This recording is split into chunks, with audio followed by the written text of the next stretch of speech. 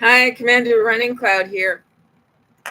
I did my first free advice about life with Silver Rain Runningcloud today over on this channel, on this platform, on this channel, and I did let people know, but nobody showed up. Nobody showed up. That's okay.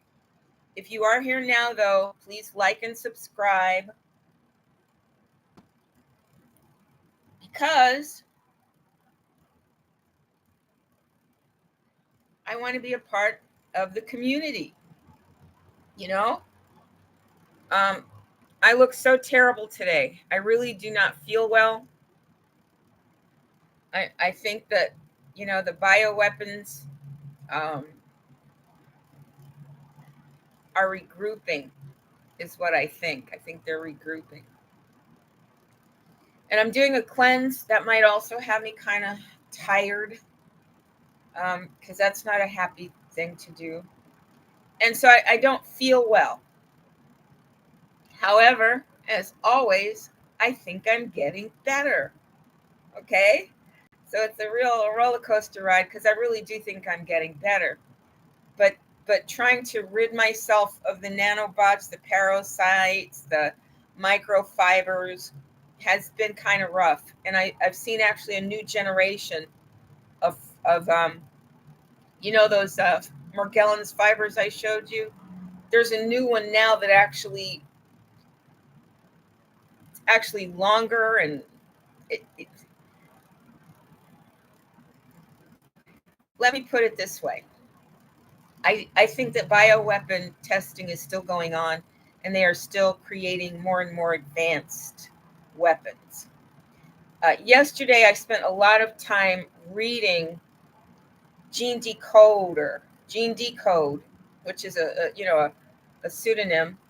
But I read a lot of stuff on his website, and one of the things I read on his website was about. It included information about Operation Paperclip and how Werner von Braun and other really dangerous, nefarious, evil people were brought to America at World War II and given places in our land. They were given access to plenty of land and plenty of money to do the things that they wanted to do. And one of the things they wanted to do was create bioweapons, right? And I right now I'm suffering from bioweapons. So that to me is like very upsetting. Very upsetting. Um, Maybe this will make me look better. What do you think? It's kind of broken. It's a broken pencil. I can't sharpen it. It keeps falling apart when I try to sharpen it because I bought it at a really cheap store. Um, does that help? I look so wretched and I don't feel that good. But let me go on with this because I work every day. Every day I work. I've worked every day most of my life because it seems like there's just never enough time to get everything done. And I'm always working, hoping that I'll have a better life, right? So maybe this time I will have a better life. Anyway, let's get on with it. So while I'm reading on Gene Decode's website, one of the things that I find is how horrible the Germans and Japanese people were during World War II. The Japanese sent like balloons over that floated over floated over the Pacific Ocean. Or maybe they sent them from Hawaii. I don't know. Maybe they sent them from Polynesia, but they sent these balloons, and the balloons had diseases in them, and people died. Right? Remember when that Chinese balloon came over, and we were all like, "Oh my God, what is it?" And I thought, it's probably just an experiment. But there's, and then, and then, and then, I don't know, what was it, the Chinese or the Germans? I mean, was it the Japanese or the Germans? I'm not sure. And maybe in these, but they sent voles. Voles are moles that get into your ground. And these voles were infected with the bubonic plague. So they spread the bubonic plague using these little rodents called voles. Okay? So the nefariousness and the sneakiness and just the downright dirtiness of war is just blowing my mind. I mean, until I became a victim, of these bioweapons that seem to be in my digestive system, as well as, under my skin and in my face. And these, the way they tag me with these things, can you see it? No, I guess you can't see it. There's one tag. Can you see it? Well, I can see them out of the corner of my eye. They have a deeper luminescence than the rest of my body. So I'm reading on Gene Decoder's website that some crazy European nationalist has in his mind to put bioluminescent trackers and IDs under our skin.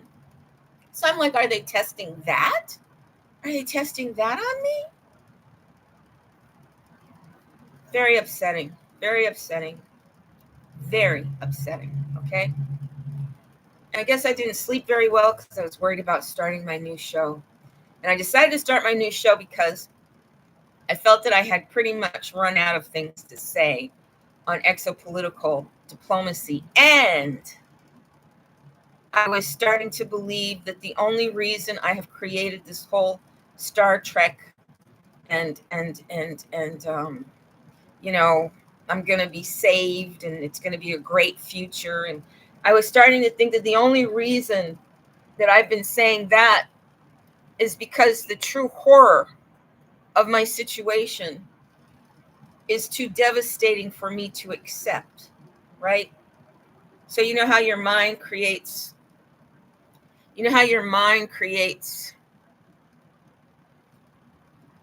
a haven for you. Your mind will protect you from a truly horrible existence. You might have fantasies or, dreams. So I was feeling sort of like, well, it's no wonder that I'm able to develop such an elaborate conception, because I am an author and I have been preparing myself to write fiction my entire life. I've been narrating the world around me in preparation to be an author, and I became an author, but not of fiction, right? So I have that training in my mind. So I was thinking, well, you know what? I might have fabricated all that Star Trek, all that time traveler, all that, I'll be with my family again one day and the time traveler and I'm going to Ganymede and I'm going to be in Star Trek and I'm going to be an intergalactic anthropologist who is doing social engineering for other planets that are in the distress that we're in. And I'm going to come right back to this time after I've gone off planet and out of this time, and to fix all the problems. And then I'm going to come back and the earth is going to be just fine because I'm going to make sure it is, because I found all the problems and I'm going to fix them, me and my team. And I'm thinking, Silver Rain, Runningcloud, you've done lost your mind. And there's just no one to tell you that you've done lost your mind, right? So I was feeling like, okay, so I've done lost my mind, but I still have to live in this world because I'm not dead yet. So I still have to keep going.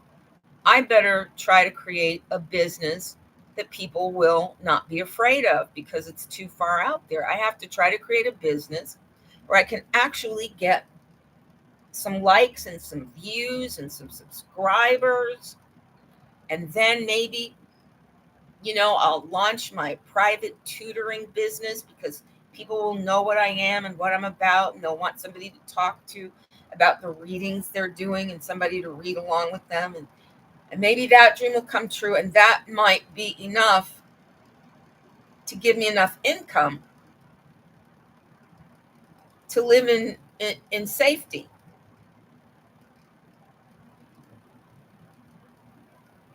So I said, okay. I was over there at Fly Nubian Queen TV, and they were talking, about male female relationships. And there were some guys in there asking questions, and I just got so happy in their chat, giving people advice, and telling people how important it is to talk to other people for advice, and how important it is not to rely on, therapists or coaches, but to get as much advice, from people who are really listening to you. And so I'm over on their channel, and then I start to feel like, you know what? You need to get out of here because they're selling they're selling counseling, they're selling therapy, they're selling coaching. And you're in the chat saying, let us work together, and here's my advice for you, and blah. I'm doing peer group therapy. And I said, I can't do this here because they're selling their services. And if I'm in the background actually solving people's problems, then they're going to hate me.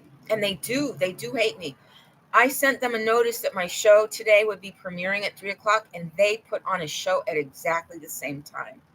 They put on a show at exactly, and they don't usually put on a show. Their show comes on at noon during the week. They don't usually have a weekend show. I know this because one weekend I was looking for them to listen to their show, and they weren't there. So they deliberately put their show up against mine because they were so mad at me for undermining their advertising in their chat, right? And they wanted revenge on me, right? And they're Black women, just like me. You would think that they would try to show up for me. I showed up for them. I showed up for them. I promoted them in a post. I went and put comments. I joined them. I mean, I have done things to make their business work better, right? Except for helping people and telling the truth as I see it. That part didn't work. But I had already decided that I'm not going to be in their chat because my natural instincts are to undermine the sales part because I don't believe in counseling. When I called Alicia Watkins for counseling, when I was going through all this stuff with Honda and Geico and being alienated from my family and living in this horrible place where I'm living, and my brother robbed me, I needed some therapy. I felt like, oh, I want therapy. And boys keep saying, oh, we're therapists. My wife is a therapist. My wife is a trauma specialist. So I booked a talk with her, and she showed up very unprofessionally and told me that she couldn't help me if I didn't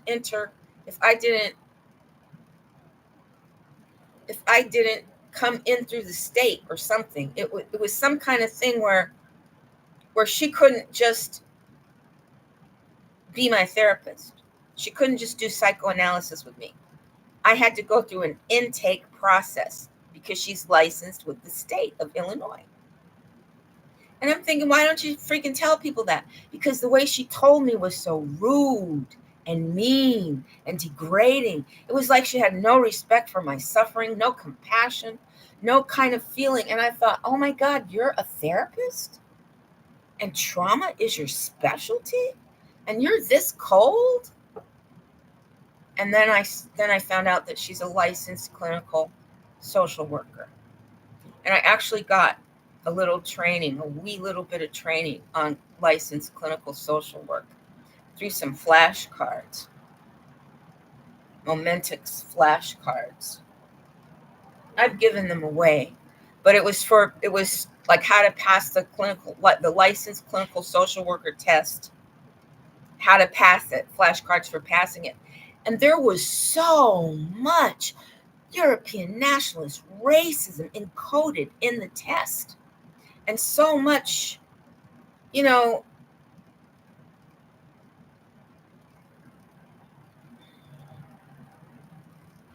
ineffectiveness and sabotage encoded in the test, that I could understand why every single clinical social worker I have ever worked with during the 10 years that I was a patient in the mental health system, no wonder they were so cold. No, they acted just like Alicia, cold, unconcerned, not helpful, and very eager to get you to a psychiatrist who would prescribe a medicine for you.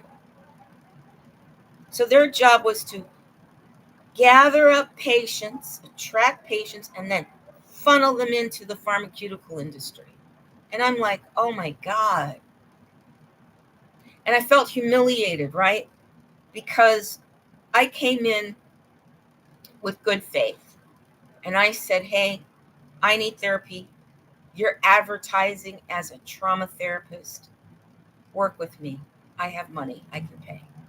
And she tells me, well, I'm sorry, but you have to have insurance. You have to go through, this and that and the other, and you can't just talk. And she's doing it. And she's like leaning on the table like this. She looks kind of like she just woke up, which, okay, you look like you just woke up. And I mean, the whole thing made me feel more damaged than I felt when I first asked for help. You know how it is when you feel really down. I mean, you're really a loser and it hurts. So you go for help. You say, will you help me? And the person is like, no, get the fuck out of here. Well, that's how it felt. I felt, why did you ask me to come for therapy and for trauma therapy if you're not going to give me trauma therapy? And you just humiliated me, you embarrassed me, you got my hopes up that I would have somebody to work this stuff through with, and you became a part of the problem. So I knew I didn't want to be in their chat, because I'm in their chat, saying she's selling her service. And I'm trying to solve the people's problems, which is really what you want from your therapist. You don't want your therapist to tell you, go through an intake system, designed to dehumanize you, right? You don't want them to tell you that. You want them to actually listen and help you work through your issues. And that's what I was doing for the people there. And it was just like every few minutes they were saying,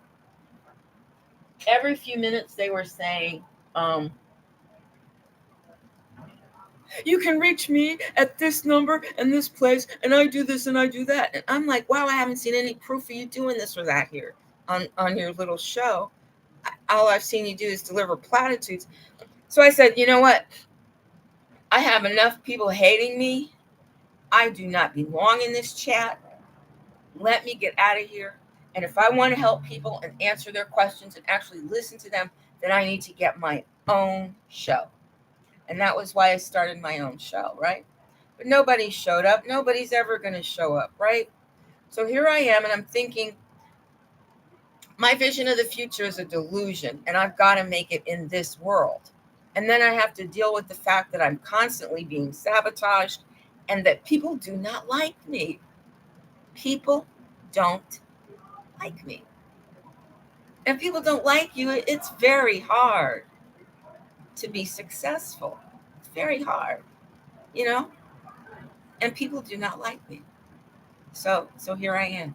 But the good ETs are here, and I believe they do respect my work, and I don't think that they dislike me, because we're all here on a mission, right?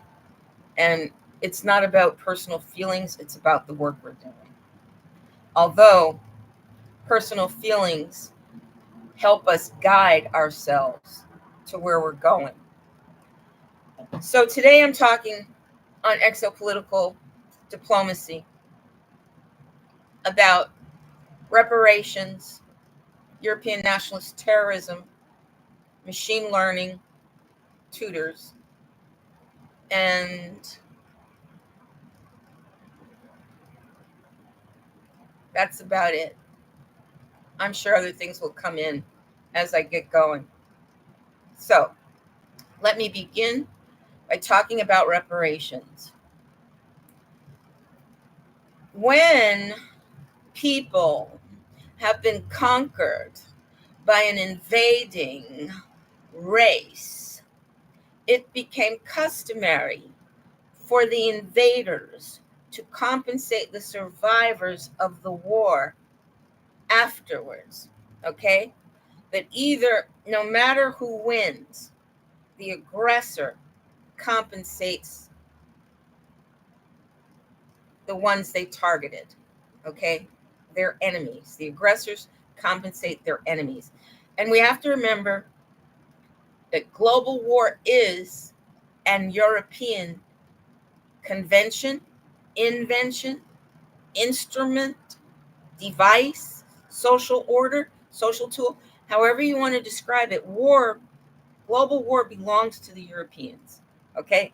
They are the ones that conduct global wars.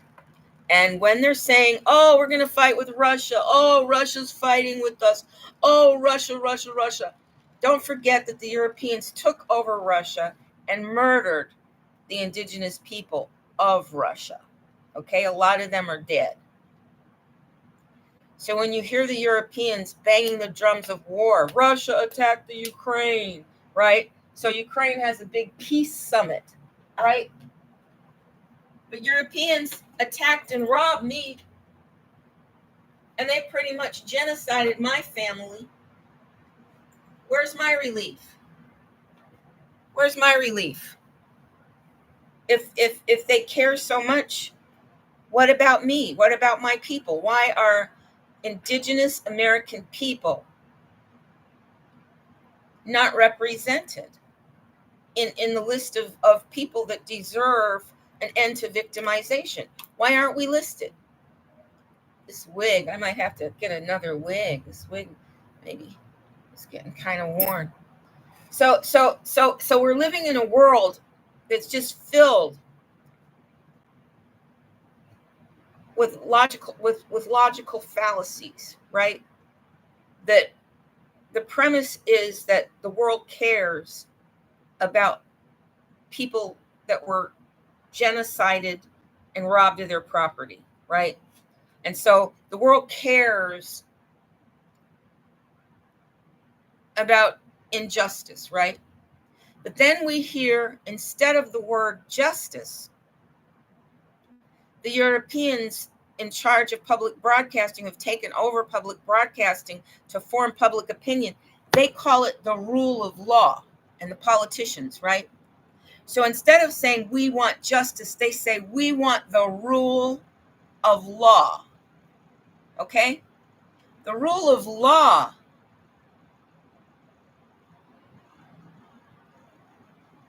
is a euphemism for European nationalist power. Protect European nationalist power. That's what the rule of law means. That's what the rule of law does. And that's what the rule of law exists to do. There are no rules in law. Law is either about justice or it is not about justice. But instead of saying we want justice, we've got politicians creating a language, a global discourse that says we want the rule of law, which means we want the Europeans to control all of the assets on the planet, all of the land, all of the lawmakers should be Europeans, all of the corporation heads should be Europeans, or in line with the European agenda to keep wealth in the hands of Europeans, right? I mean, that's what rule of law means. But we don't know that because we hear law in the sentence and we think, oh, it's about justice. It's about justice. And in America, Justice means liberty and freedom, and you can pursue your dreams and be who you are, right? But you're wrong. The rule of law, George Bush made the term incredibly famous. The rule of law means politics, laws, corporations, all working to enrich the Europeans. Now, when I woke up this morning, after a very fitful wee bit of sleep, I still felt defeated, and I was also worried about this new show, because I'm thinking this new show is not going to be any more successful than all the other shows you've done since you were on Facebook, because you're the problem, Silver Rain. You are the problem, right? The universe is not going to reward me. I'm not going to be empowered. I'm not going to get my stuff. I'm not going to get the medical care I need, the dental care I need, the psychological support I need, the comfortable home I need, the restoration of my property I need. I'm not going to get any of it, right? And that's what a lot of Americans are thinking when they think about reparations. But here's what's going on right now. Right now, we've got a political sabotage going on where I call the Black people the real Americans, because I recognize that a lot of Black people were already here, and that slavery was wrapped around them, kind of like slavery's wrapped around all of us here and now, right? We are slaves, but we don't know it. And our work, our energy, our currency is being used to profit European nationalism. And we just keep working, and we don't see that part of it. We don't see that part of it. We don't see the European nationalist part of it. So we just keep going and going, and we think we're building ourselves up. And then we get old, and they steal it all from us. They steal everything. It can be stolen from you the way my inheritance was stolen, or it can be stolen from you by having the cost of living higher than the government compensation for all the years you were working, and the corporate compensation for all the years you were working, and the disruption, the economic shock they put into the employment situation, and the way the culture moved to make everybody think you need a job. You need a job. A job's the answer. A job is the only way you're going to get fed. And that's not true, right? That's simply a lie. But it's the lie being told so that we all fall in line underneath the European nationalism. The European nationalism that says all the wealth of the planet belongs to the Europeans. Now, we know that those Europeans pass a lot of that wealth on to the evil ETs, the bad ETs. But I'm also hearing again and again that the bad ETs are gone. They're gone, right? And we saw Charles in England. We've seen him covered in blood, right? With a butterfly, which is the monarch. The butterfly was supposed to be some kind of symbol to the Europeans about the future, and it's supposed to be about people that are going to be Manchurian candidates. A Manchurian candidate is somebody who is pre-programmed to perform certain acts, but they won't perform them until they get the signal. And then they'll just perform them, but they won't know exactly where their motivation came from or anything like that. Okay? They'll just do the right thing, do the thing they were programmed to do. I mean, I'm probably a Manchurian candidate myself of sorts, but for the resistance. So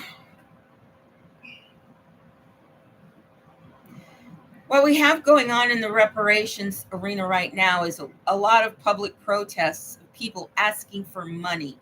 Okay. Now, interestingly enough, there are a lot of reparations events going on right now. And we all know from listening to Dr. Mount to Bill and Jane, we all know that the petrodollar is dead, that we're just existing on fumes of the previous economic system because we don't have a substitute in there yet, right? But we know from listening to the African news that a lot of African nations are expelling the Europeans. So the Europeans will not be able to get their stockpiles of weapons, and they will not be able to produce their spaceships, and they will not be able to steal the resources of Africa and then say Africa is poor. Africa is not going to be poor anymore. That's an economic designation within the economic system of European nationalism. And Africans have already come together as a nation. They still have some problem areas, like Egypt needs to, Egypt became so infiltrated with European looking people that their political system changed quite a bit, right? And there's always been a conflict between the Arabs and the Africans, and between the Arabs and the Africans. And I'm calling the darker skinned people Africans, even though a lot of Arabs are Africans and a lot of Arabs are dark skinned, just like the Africans. But for the simplicity, I'm going to say that from what I read through Cheikh Anta Diop and through anthropological texts of anthropological studies collected by Europeans, there was already a conflict between the Arabs, who were frequently nomadic traders. The Arabs functioned a great deal of the time as nomadic traders because they're right there near India, where you're going to get your frankincense and your other, exotic fragrances and plant textiles from, Algeria and Marrakesh. So North Africa, you're getting all the wonderful textiles and from there through the Arab countries. So a lot of Arabs lived their lives as nomads, traveling with goods that they would trade in Africa. So there was a lot of suspicion, maybe a lot of maybe envy. I don't know. But also, once the slave trade began, Arabs would frequently trade in slaves. So let's say that one tribe was fighting with another tribe and they captured a lot of the men, or a lot of the women, or a lot of the children. Well, they would sell them to the Arabs, and the Arabs would take them to other parts of Africa to sell them. And when the Europeans came and got involved with the slave trade, the Arabs didn't know exactly what was going to happen, that they were going to be, brought across the sea. But let me repeat, not nearly as many individuals as we have been led to believe were brought to South America and North America and West and the Caribbean as slaves.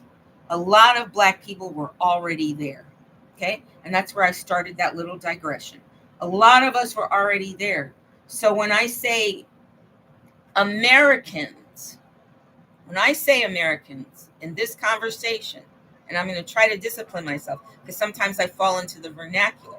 But generally, when I say Americans, I mean the Black people, the Mexican people, the Indians out in the West, and the Asiatic-looking peoples that have been mostly driven out, but really are in California. There's still a lot of them in California and Vancouver, along the coast, close to Japan and China, where they came across the Pacific Ocean, where they walked across Russia as Eskimos. So to be an American means you're from this land. And Black people are from this land. Chinese people are from this land, okay? Europeans came in as conquerors, okay? They didn't come in as a part of the land. They weren't already a part of the land. They weren't a part of the land dynamic. They came in with war, okay? Because where they were living, war was the way. From the time that the Norsemen came out of their cold, icy caverns to rob and kill the people south of them, that became the way of life for Europeans. Because in Iceland, there's a collection of folklore as well as a seed bank of all the seeds on Earth, I believe, because it's cold enough for them just to bury it into the earth and it will be preserved. But they also collected a lot of European folklore. And when I finally, I was in the academy and the library so long before I found this book of folklore at the University of Massachusetts Library. And it was folklore that the Europeans in Iceland, not Iceland, Norway. What's the other place besides Norway? Well, it's some Scandinavian country. Was collecting folklore all the way from I think this book was published in the 1800s, early 1900s at the latest.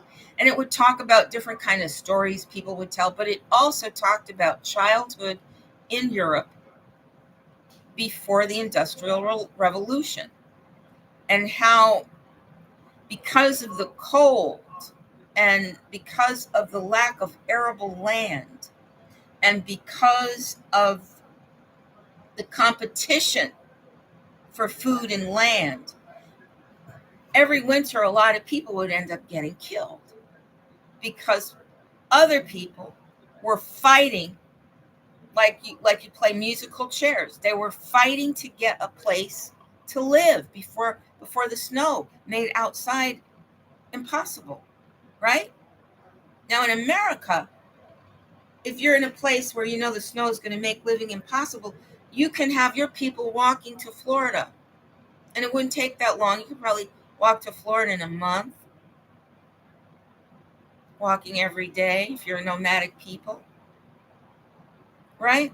So you would leave the north and go to your summer home. You would migrate. That's why the border to Mexico was always such a problem, because the nomadic people had been traveling those routes for centuries.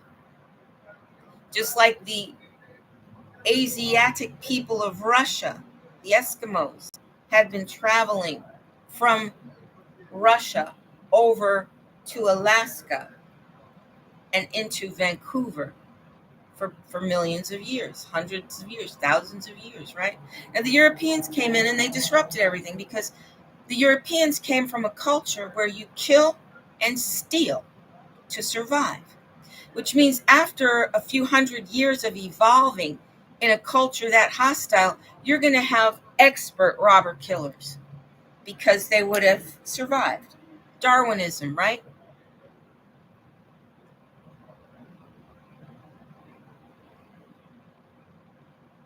Who can survive the robber killers? Superior robber killers, right?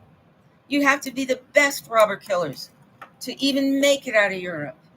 By the time Europe came over here, you had to be the best of robber killers. So we got the best of robber killers. And here we all are living bucolic lives for the most part, right? We're collecting grasses and weaving baskets. We're making pottery. We're mining turquoise and silver and making jewelry and adornments. We're getting porcupine quills and using them to make our regalia. We're killing whales and storing the blubber.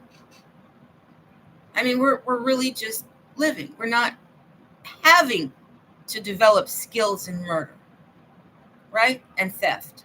But the Europeans are. They had to develop skills in stealing and killing.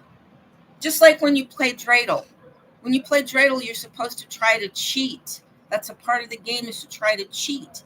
And the elders in your tribe will say, oh, you're supposed to try to cheat me. And they'll pretend to get cheated as you develop your skills in cheating, because cheating is valued in that cultural system. So they teach the children to cheat in a game that they play every Hanukkah. And I heard this from an inside informant, from a person who actually lived through it and said it's a tradition in his race and species. So in America, our traditions were very different. So in America, when we saw the Europeans and they're hungry and they're cold and they're diseased and they're starving, well, we bring out our healers. We bring out our cooks. We bring out our men and women for companionship. We bring out our pipes with wonderful herbs in them, like marijuana, like tobacco. We take care of them. We feed them. We make such a big impression on them from their cultural standpoint that they even name a holiday after us and call it Thanksgiving. And on that Thanksgiving, they have a huge feast to remind themselves of how much we loved them when they came here. Because they were used to people who, if you were starving, they would leave you outside because there were only going to be so many mouths they could feed once the winter set in, right? And in England, with all that fog, they didn't have much of a growing season at all, right? When you hear that one of the favorite English foods that you can get is a watercress sandwich. Do you know what a watercress is? A watercress is a little leaf bigger than a clover, but smaller than a head of lettuce leaf. And they would eat that on bread and sometimes put some butter on it. I learned this in Canada, and I was shocked. I was like, you call that a meal? Ah! We would never serve that and call that a meal. That's a garnish. But in England, that's a meal. Beans, canned beans, big in Britain. Big, huge canned beans. Because they're not going to have bacon and eggs like ours. They're not going to have oatmeal and grits. They're not going to have grits and shrimp. Okay? Because they don't have the resources. So there you are, a robber killer race, well-honed, genetically refined, and you come to a land of abundance. And it's so shocking to you that you have a holiday called Thanksgiving because that behavior of giving things away, of loving a stranger, of helping somebody that needs you, just because you respect their life. That was alien to the Europeans, and it still is. Okay? It still is. We had some impact on them, but not enough impact to get them to stop murdering and robbing us. And every time the resident group of Europeans start to get their humanity built up, they import a new group of fresh Europeans in. Do you know that how many Ukrainians I expect have been invited to live in America so that they can increase the number of Europeans here? That's how they've gotten the European numbers so high. Fake it till you make it. Pretend like you're the majority until you can actually be the majority through genocide and immigration. That was the strategy. That was the strategy. Now, for Americans, it's so hard for us to believe it. It really is. But here's the problem with reparations. We've got a lot of people out there screaming and hollering and making big scenes right behind the sabotage of the Rosenbergs with Black Lives Matter, that Alex Jones collapsed on them so they couldn't ruin our names internationally. But you've got all these people in the street screaming and hollering about reparations, asking for money. And do you know how that sounds? It sounds like exactly the stereotype that Black people want something for nothing, that Black people rely on United States of America, European government to make their living, that Black people do not know what to do except beg for money, right? And they're out there saying, give us our money, give us our MF money, even putting curse words in there, right? Because you know the children are going to say, Mommy, what does MF mean? Daddy, what does MF mean? And you're going to have to say what it means, aren't you? So you're going to be teaching your kid a cuss word, and it's going to be from the Black community of illiterate, rabble-rousing, ignorant people, right? Because that's all that we can see from that. And that's all that our eyes have been trained to see. But real reparations is about restoring the land. The power is in the land. The power is in owning real property. And land is real property, right? Land is real property. And that's where the power is. So once the Europeans declared all Black people in America as slaves, once they said all of you are, have been, and shall always be slaves, you are the folk of America. Once the Europeans did that, they entitled themselves to seize our inheritance. Because Gerald James did an economic study in 1990, And this study proved that most wealth in America was inherited, and that more than 50% of the people in the South were Americans, not Europeans, which means that those people already own the land. Now, you can't say, well, you can only own the land if you have a piece of paper that says you own the piece of the land. Because where did the first piece of paper come from? If my family has been on this land, working this land, tending this land for generations, it is my land. Okay? It's my land. But what happened was the Europeans dispossessed all of the real Americans of their land. They were very violent with the Cherokees and the Seminoles and all of the Indians, because this is the difference between the Indians and the blacks, according to the history. The Indians died under slavery. Their spirits couldn't take being identified as slaves, so they died in the fields. But the blacks were more hardy. The blacks were stronger, more resilient, more able to be optimistic and push through it, believing in tomorrow. But a lot of the Indians, we couldn't live as slaves. We just couldn't do it.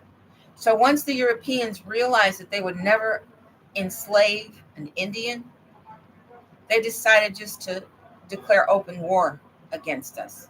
And that's exactly what they did. They declared open war against us. They took our land. My family lost land in the Carolinas. I have friends that lost land in Georgia. All through the South that was mostly black. We Americans, black Americans and Indians lost land. Now the blacks, in many cases, were allowed to stay on the land, but they were classified as folks, peasants, with no rights, no privileges, no opportunities to do trade, exactly like what you'll find in an apartheid. If you read the National Geographic from 1990, it might even be September or October of 1990, you will see an ethnographic account of two anthropologists, a husband and a wife, who went to Israel to study the social conditions there, and they describe point by point how the apartheid against the Palestinian Arabs was designed and how it was going, and how the laws were being made, and how the laws were having an effect on where you could work, how much you could earn, how much unharassed travel you could do, who could mess with you, who couldn't, who you could mess with, nobody, right? And it described the entire system of apartheid so well that I recognized America in it. I recognized America, and I said, wow, America is an apartheid too, because they took my land. They seized my land. They control where I can go. They control where I can live and where I can't live. If I'm traveling on the highway, I'm a lot more likely to get stopped by a cop that's profiling, sometimes even tracking me, because the mechanics put a tracker in my car. So they know when I'm coming, to harass me, to follow me, to track me, to make me know that I am a victim of terrorism, that I do not have the right of free travel. So I was like, oh my God, I live in an apartheid and we don't even know it.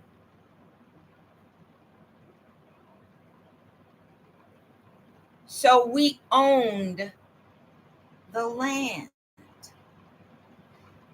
right? We owned the land. But the Europeans established counties and title offices and a protocol that says, if you come and pay us money, give us some gold, and we will give you a piece of paper. And you take that paper right over there. You do what you want in the land. Nobody's going to stop you, because they don't understand ownership. And whatever it is you're doing, if they're not doing something there, go ahead. Do whatever you're going to do. Why do we care? We're Americans. You want to go dig rocks there? Go ahead, dig rocks there. But don't come back and poison the water.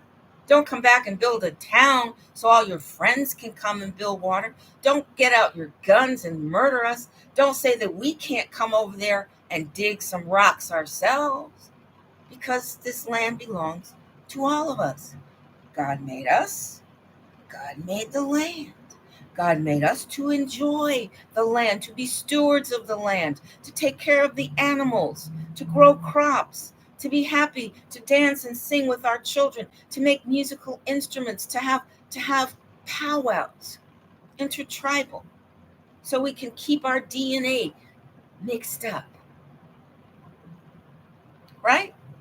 I mean, we had a culture going on here. And the Europeans changed all it, because then they decided you can go to a title office in one of the towns, and the towns are owned by occupied by Europeans. Go to the title office, pay some gold, get a piece of paper, buy a gun, and if you murder any American that tries to come near you, it's okay. Because if they come after you, we're going to send the cavalry in. We're going to send the Texas Rangers in. We're going to send the Arizona troopers in. We're going to make sure that you can steal the stuff. And as a part of that, you're going to have to pay taxes into our system. You're going to have to buy the piece of paper from us, because we are a part of your success. And when all your cousins come, we are a part of your success. And we are the European nationalists. So they seized the land. So what reparations needs to focus on is finding all of the legislation that was passed that dispossessed Americans of their land, and go through all the census records to see when they started using racial designations to target people's property. They had your address, they had your name, they had the size of your family, the land you occupy, and it made it very easy for them to use other ways to get you off your land. They didn't have to fight you anymore. They could just say, oh, you got to pay taxes on that now, and make sure the taxes are more than you can afford. Or what they really did at the turn of the century, after the Civil War, after the Civil War, they saw that they couldn't beat the authentic Americans. There were Americans getting elected into Congress, so they would make fun of them. You can read about that in Henry Louis Gates's book, The Signifying Monkey, and he's got plenty of graphics and illustrations about how these things were done. That book is really, really very good, and I heard that a lot of his scholarship came from an exchange student from Africa. Yes, a lot of The Signifying Monkey is work that Henry Louis Gates plagiarized from an African exchange student. And that gossip was all around Yale. I mean, that was one of the first things I heard about Henry Louis Gates, was how he made his name by stealing from an African graduate student. Like he stole from me, like he robbed me. So it's in his MO for how he operates. But that let the Europeans know that he would be one of them, that he would be perfectly willing to dispossess Black people and enrich Europeans, as long as he got some wealth out of it, right? I know J. Edgar Hoover was a Black. Abraham Lincoln was an Indian. Yeah, it's true. Okay, but they can only do so much, and some of them are, not going to do anything for their own people, because they can see that we are not going to win. If you know that you're not going to be able to beat the men with guns, are you really going to come out and fight them?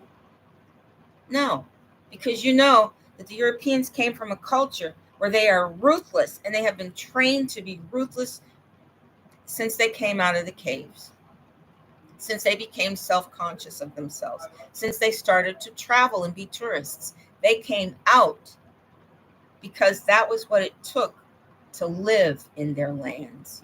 Do you know why the Scottish and the Irish are always having fights with the British? And the French are always having fights with the British? Because the British came out. They're living in fog. They're living in an island. They hardly have any ways to live, right? But they have a lot of people that want power. And they've got a lot of reptilians. So what do?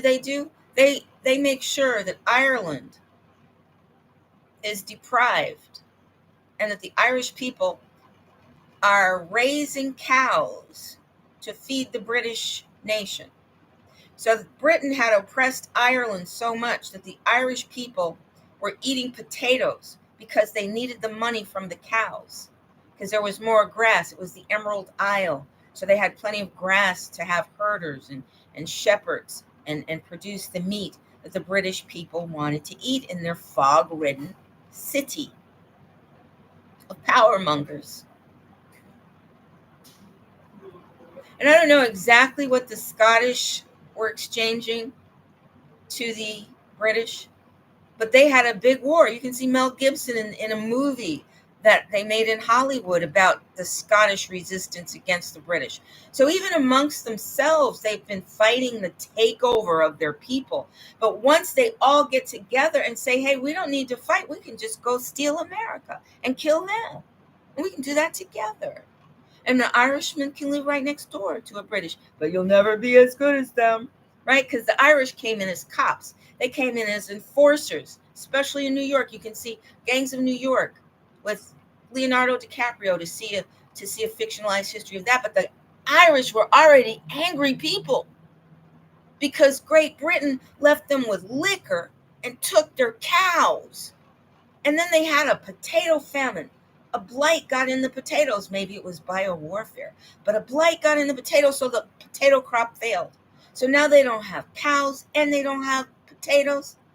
So a lot of them were given the opportunity by the British, who owned the Navy. So they were ruling the seas. Rule Britannia, rule Britannia. They were ruling the seas. So they gave the Irishmen passage to the Americas because they needed the brutality of drunks that had been starved. Starving drunks are angry people, right? Children that get beaten because their dad has a hangover. Okay?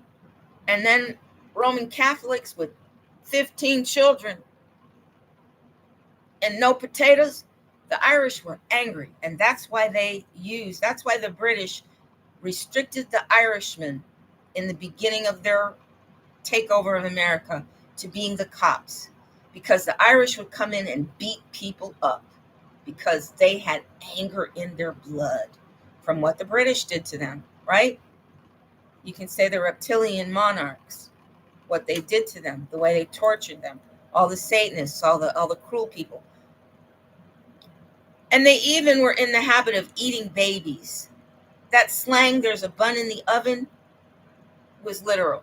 And I learned this from studying Grimm Brothers fairy tales.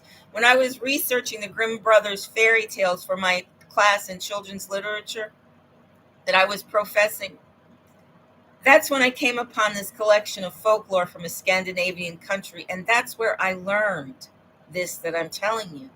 That Europeans, Western Europeans, were deliberately getting pregnant in the summer and the spring with fertility rites. They'd have fertility celebrations even. May Day might have been a fertility celebration. But they would have fertility celebrations to get everybody copulating so that they would be sure to have some babies to put in the pot during the winter. It was stillborn, right? It was stillborn. But in the Grimm's Brothers, this is what the literary critics that I studied actually said, and the folklorists from the Scandinavian countries actually said, is they said that the Grimm Brothers fairy tales so frequently have witches putting children in pots, or witches in the forest, with a candy house where they would kidnap children and put Hansel and Gretel and put them in the oven. Hansel and Gretel, one of the most famous stories. And Hans Christian Andersen, a Norwegian or one of those Scandinavians, a Swedish or a Norwegian, or there's some other countries there. I should actually look that up. I always get a blank. Scandinavia.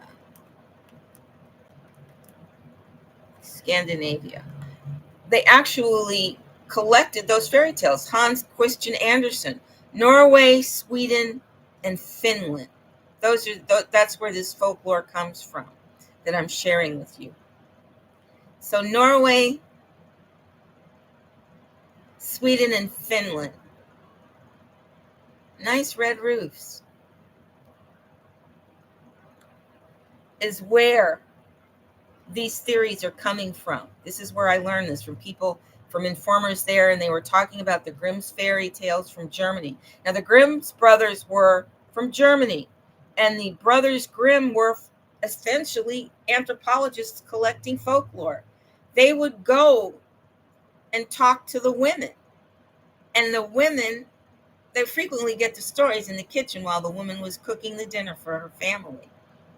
And they would ask the women to tell them stories. And so these were stories that had been repeated over and over again.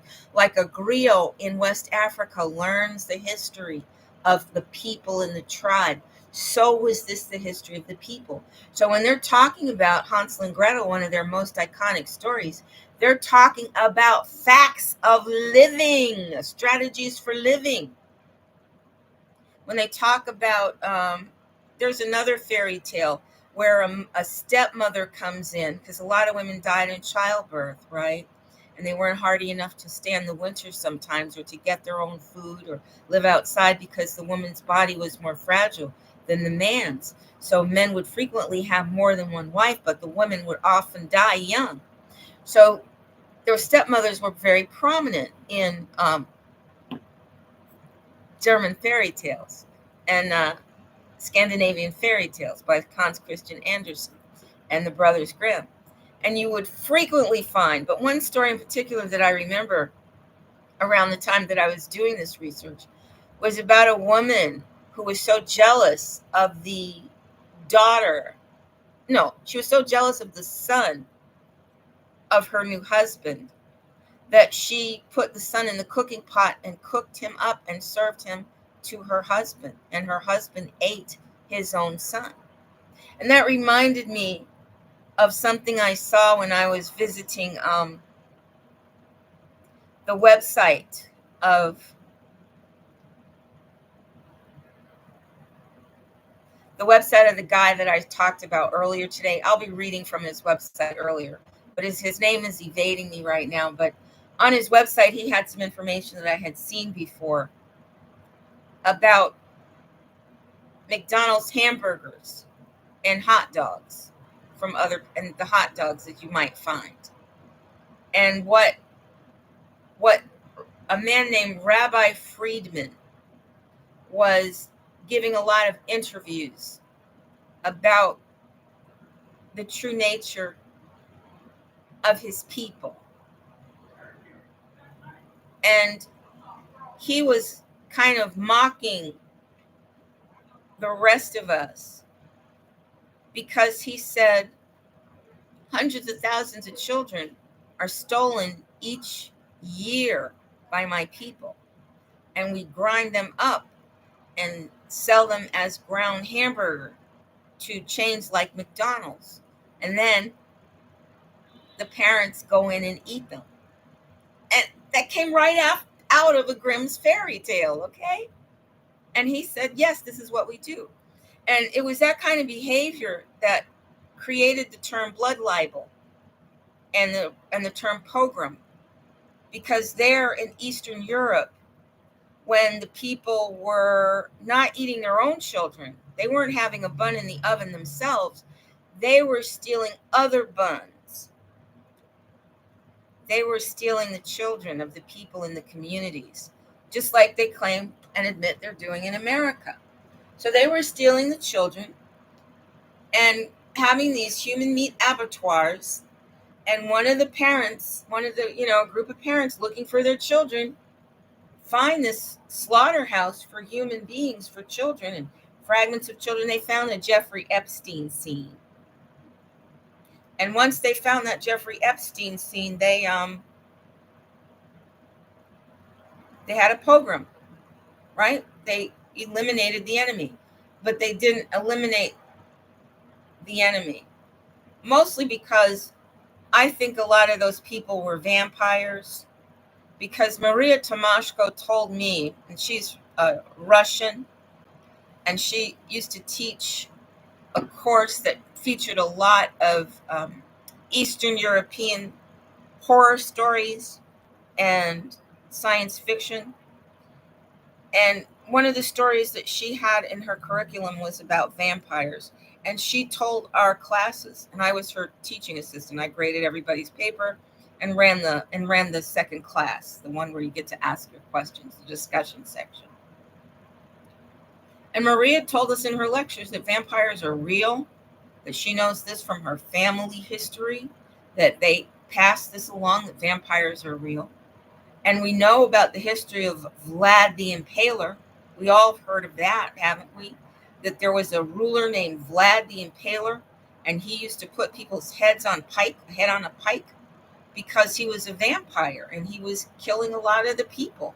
And he was letting them know, yeah, I'm killing you and there's nothing you can do about it. Because I'm a vampire. I live eternally and I eat people. I need their blood. So I don't have any conscience. We're not the same species.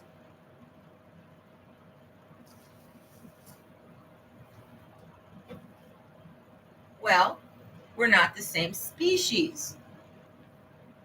So I think a lot of those people were a different species, like the royals in England that forced the Irish and the Scottish to their will, and then used the Irish and Scottish anger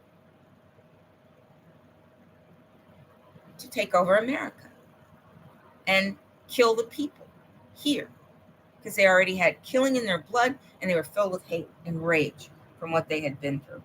So we hear about that. Now I'm just saying that because I think it's very important for us to be aware that we can't just stay in the mindset of our own genetics, of being Americans.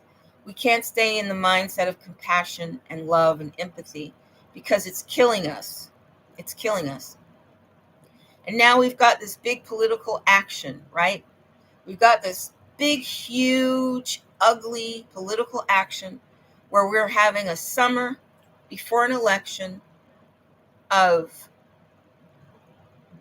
real Americans going out in the public, acting bad, acting ignorant, not using the proper channels to solve their problem, but going out in the public and screaming, give us our mother money.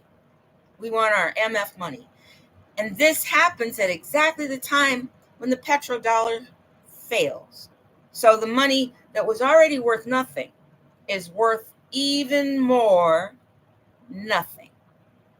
But if you can get Black people to accept it and start exchanging it and inject it and make it a currency again, then suddenly that gets value, because you created an exchange system around your paper.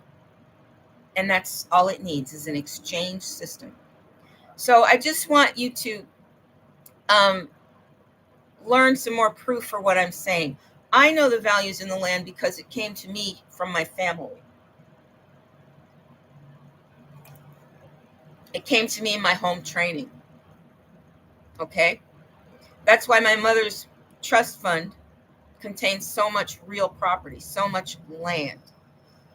My mother invested so much money in real estate and land because she knew from her grandfather, Walter Henry Muller Gaines, she knew from him that the wealth and the power is in control of the land, right? So I'm trying to tell the people in reparations, you're going about this all wrong, going in the streets screaming for somebody to give you a piece of worthless paper so you can buy some shit. That's stupid. What you want is your land back. You want people to go through all of the laws in every county, every city, every state, and the federal privately owned government. And you want to find every single law that cut you out of your land. And then you want to find the properties that were exchanged under that land, and then you want to seize them and take them back into your reparations distribution pool.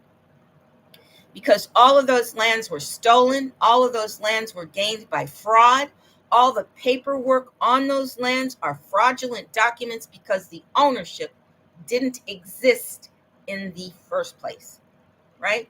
They were never owners, so they didn't have the power to do trade.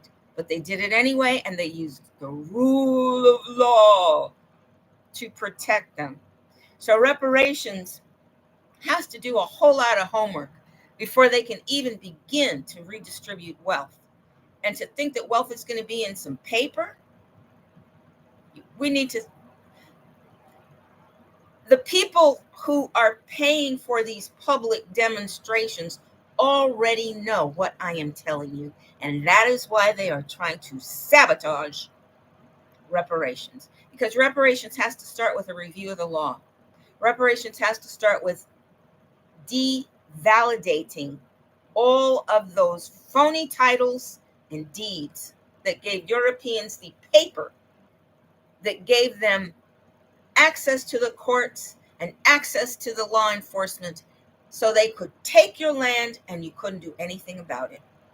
You just had to live with it, right? And that is what the deeds and titles did for them. It gave them a piece of paper that they could take to their courts and have standing in their courts that you didn't have because you didn't have a piece of their paper, right?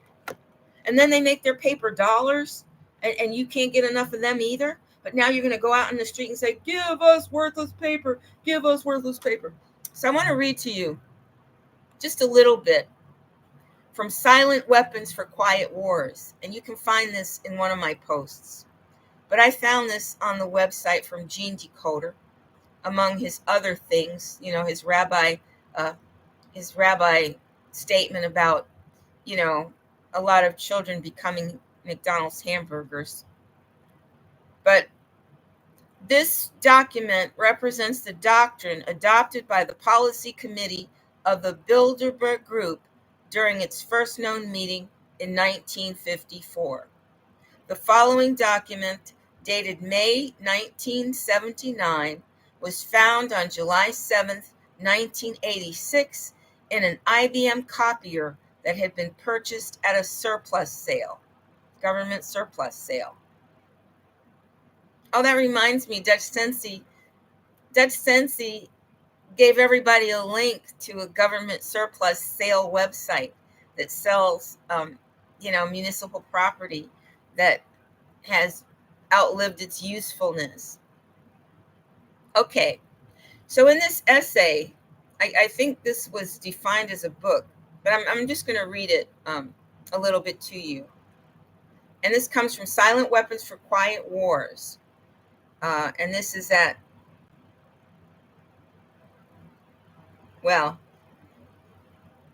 it's at https://s3wasabisys wasabisis.com. And there's a lot of other data after that, but if you get to the main site, you can probably get access to this. And the introduction says the following document is taken from two sources. The first was acquired on a website listing as its source the book Behold a Pale Horse by William Cooper, Light Technology Publishing, 1991. The second source, that means that they found the same document twice. Okay. The second source, primary source, is a crudely copied booklet which does not contain a copyright notice or a publisher's name. With the exception of the foreword, the preface, the main thing that was missing from the first source was the illustrations. As we began comparing the two, okay, so modify what I said before. They found two different documents with the same information. As we began comparing the two, we realized that the illustrations and accompanying text, also missing from the first, made up a significant part of the document. This has now been restored by the Lawful Path, and that's www.lawfulpath.com. And this is the only internet copy complete with illustrations. But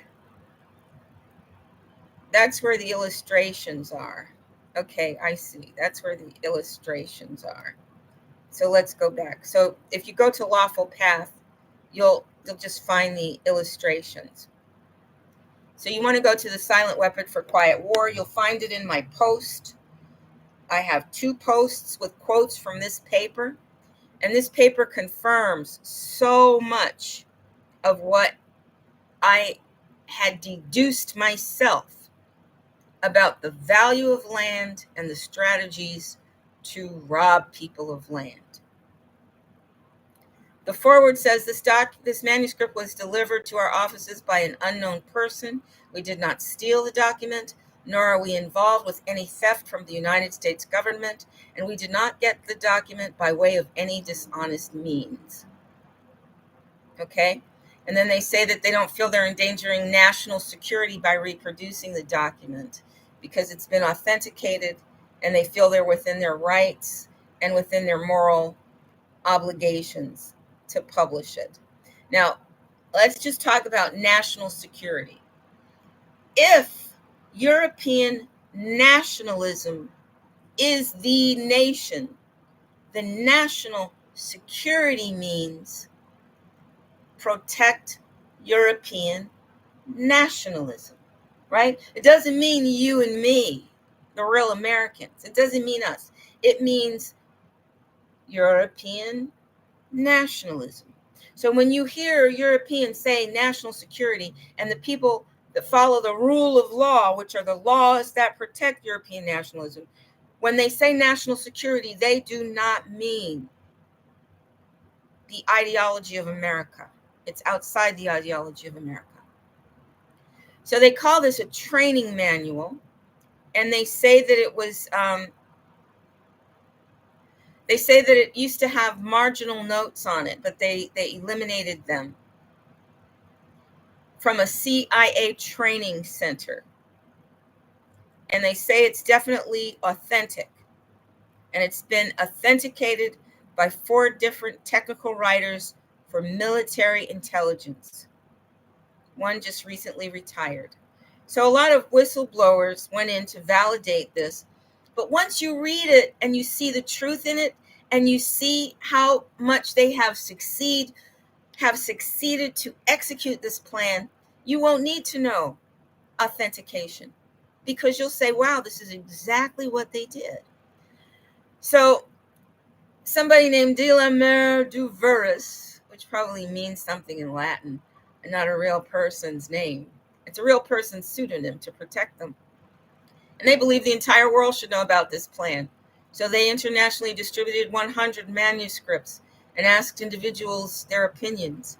And many people, the consensus was to distribute this to as many people that they could, so that everybody could understand that war had been declared against them and understand how this war was being fought, so that you could properly identify, they say, quote, be able to properly identify the true enemy to humanity. Okay? The enemy to humanity. So it's beyond racism. It's beyond racism. So this is a programming manual that was discovered when an employee of Boeing Aircraft Company purchased a surplus IBM copier. And this paper was found in the copier. And inside are details of the plan that were hatched during the Cold War, with strategies for controlling the masses, manipulating industry, people's pastimes, people's education, and people's political awareness. It is a quiet revolution that pits brother against brother and diverts the public attention from what's really going on. I can't emphasize enough how much you should read that for yourself, because I'm not going to read any more of it to you. But I will put the link I will put the link out for you. And the one reason why I'm not going to read any more of it to you is because of how exciting it is for you to read it for yourself. You're going to be so excited reading it for yourself, because when you read it for yourself, you're going to enjoy the epiphany. I put it in the live stream. I put it in there, and you can follow that link. Please read it, because it's really going to solidify everything for you. It's going to show you with what we're dealing with. It's going to explain to you why war is Almost everything in it has a pointing to war, pointing to war. We're going to create conditions and we're going to present war as the solution. War is the solution. And through war, we are going to kill the creditors. We're going to kill everybody we owe in the war so that we don't owe them anymore because they're dead. War, war, war. Every strategy leads to war. And war is the only solution that they present in that essay, in that training manual for the CIA. That once you read it, it becomes prima facie. It becomes stuff you already knew, that you just never put your words to it. You already knew it.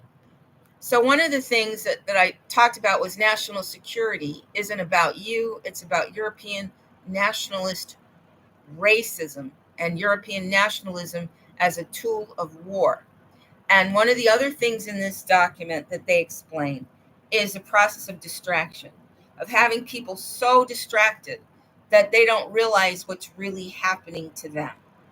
We in America are inundated with news about Russia, Europeans being a threat to Europeans in America and Europeans in the Ukraine. We are being inundated with news about Jews in the Middle East and murdering and genociding and robbing the Arabs. So we are listening to the problems of people from all over the world, aren't we? And that's all we're hearing. And we're seeing our government leaders go to peace conferences in Switzerland, and we're spending our money for that transportation. And we're seeing one forum after another, and we're seeing tons and tons and tons and tons of public broadcasting space being devoted to Europeans fighting each other. Because it's all Europeans. It's all in the family. All those Russians, they're not the Eskimos. They're not the Siberians. They're the European Russians on that fringe. And they're all fighting each other. And the Ukrainians, more Europeans, they're all fighting each other, right? Home of bioweapons and money laundering. They're all fighting each other, right? And then we've got the Europeans here that everybody likes to call the Americans. But if you call the Europeans here the Americans, then I don't have any identity. There's nothing you can call me. So you have to call them by their race. Their race, species, is European. We are the Americans, and we have to have a name. We have to have a name. You see, we can't be Indians because Indians live in India, right? So we can't be the Indians, and we can't be the blacks because that's so generic. Blacks are everywhere, right? We're the Americans. But they call the Europeans here Americans, and they say that, oh, they call them the U.S., the United States. So the U.S. corporation are Europeans. They might have other races in there for economic success. The people had to join the military for economic success or because they're natural born warriors. But the agenda is European nationalism. That's the agenda that they're fighting with. So we've got all these Europeans fighting with each other, tossing up the dust, right? Making more noise than the American protesters protesting for reparations. And they're kicking up the dust all over the world. And all that dust is in our eyes because our people are becoming homeless. Our grandmothers are living in their cars and dying young. Our medical system is filled with sabotage because it's supporting an international investor supported big farm industry. We've got so many predators feeding and sucking our blood, but none of us are talking about that. No. We're talking about the ruckus in the schoolyard of European nationalism. That's where our heads are. We are looking at the ruckus instead of looking and taking care of ourselves. And our legislators, they don't even try to pretend that they're representing us anymore. They don't even try to pretend that they were duly elected anymore. They don't even try to pretend that we're going to have an election. Because I don't care who you are. Anybody can see that neither the Donald Trump candidate nor the Joe Biden candidate are suitable for the presidency of America. Neither of those Europeans are suitable for leading me and my family into the future. But our enemies don't care about that anymore because they've already won. That's how they see it. And we don't have a new system in to replace them. So we're just hobbling along, right? We're slowly waking up. We're slowly having our great awakening. We're slowly putting together the pieces of what must be done. And that's why I'm telling you, in reparations, the first thing to do is go through all those laws, especially on the East Coast, especially the laws that were created before the Civil War, during the Civil War, and during Reconstruction, because that's when the major land grab took place and they started substituting paper for people's lives. Once you devalidate all of the titles, then you can start to try to find out whose family was there. Whose family was there. And that's where the census comes in handy, actually, because it will help tell you. But you can also tell by the names and the old names from old maps. If you study old maps, you'll be able to find the old names of the places. And you can sometimes tell who was there just by the names of the places. Like in Connecticut, there was a place actually named after Black people, a lake that was actually named after Black people. So you know that Black people lived there. And it was their tribe that lived there because the lake had their name. So you might find it's called Lake Dawson now or something like that. But if you look at historical maps, if they haven't been destroyed, you can find what the old names were. And that can help us to pinpoint who gets what.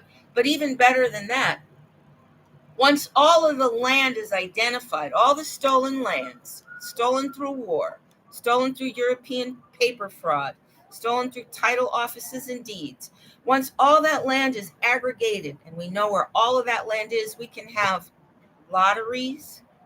We can have people that say, I'll take responsibility for this. We can have contests where you have to actually present your development plan to get access to that land. And we can have websites that let you do virtual tours of that land. Now, what about the Europeans that are dispossessed? Most of the Europeans dispossessed aren't even occupying these lands. They're just controlling them. Okay? And as long as all the Europeans have a place to live that they're happy with, they don't have to have control of all the land and all the waters. They don't have to be the controller owners. They don't have to be the owners.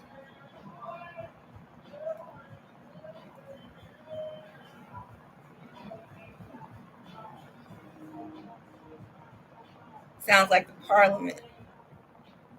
I like the parliament. It doesn't sound like rap. I don't like rap. Well, it is rap, I guess, but it's got some music. It doesn't matter. Okay, let me quit talking about music. We can talk about music another time and how the music industry was destroyed and how Ronald Reagan took the instruments out of the schools. So all of the natural musical talent built by generations in the American people has been totally decimated because they were left with nothing but records to play. And then the British passed a law that came over to America that said you can't sample old records because that's a copyright violation. Right? And I know a lot of Europeans are mad about those copyright laws that are preventing them from playing music on their channel. Because when you have to go on a long drive and there's no music, it's boring.